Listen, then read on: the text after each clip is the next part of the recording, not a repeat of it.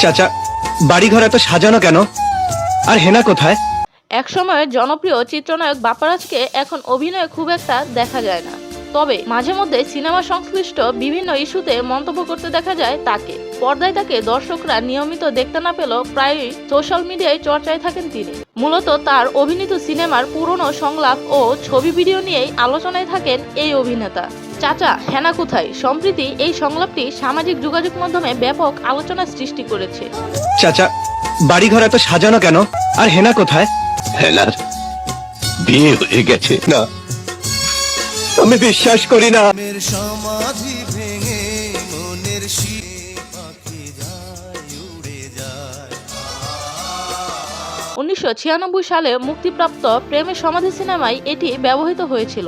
সেখানে অভিনয় করেছিলেন আনোয়ার হোসেন ও বাপ্পারাজ এবং হেনা চরিত্রে ছিলেন শাবনাজ। সিনেমাটিতে অন্য নায়ক ছিলেন অমিত হাসান। প্রেমের সমাধি ছবিটি 29 বছর আগে মুক্তি পেয়েছিল এবং এর পরিচালক ছিলেন ইফতেখার জাহান। সম্প্রতি এই ছবির সংলাপটি আবারও ভাইরাল হয়ে উঠেছে এবং বিশেষ করে বাপ্পারাজের অভিনীত সেই বিখ্যাত সংলাপ নিয়ে সোশ্যাল মিডিয়ায় চলছে ব্যাপক হাস্যরস। হঠাৎ করে এই সংলাপটি ঘিরে সয়লাব হয়ে গেছে সোশ্যাল মিডিয়া। বাপ্পারাজ ও শাবনাজ অভিনীত সেই প্রেমের সমাধি সিনেমার একটি সংলাপই নতুন করে ছড়িয়ে পড়েছে সোশ্যাল মিডিয়ায়। স্ক্রলিং করলে চোখে পড়ছে চাচা হেনা কোথায় এই সংলাপ। সিনেমার একটি দৃশ্যে দেখা যায় নায়ক বকুল দীর্ঘদিন পর বাড়ি ফিরে প্রেমিকা হেনার খুঁজে তার বাড়িতে যান। এ সময় হেনার বাড়িঘর বিয়ের সাজে সাজানো দেখতে পান প্রেমিক বকুল। তখন হেনার বাবাকে তথা আনোয়ার হোসেনকে প্রেমিক বকুল জিজ্ঞাসা করেন, চাচা বাড়িঘর এত সাজানো কেন? আর হেনা কোথায়?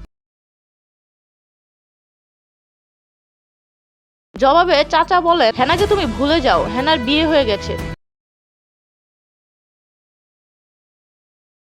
প্রেমিকা হেনার বাবার মুখে একথা শুনে আবেগপ্রুত হয়ে পড়েন প্রেমিক বকুল। তখন বকুল বলেন, না না না, হেনার বিয়ে হতে পারে না, আমি বিশ্বাস করি না। তারপরই বাঁচতে থাকে প্রেমের সমাধি ভেঙে মনের শিকল ছিঁড়ে পাখি যায় উড়ে যায় গানটি।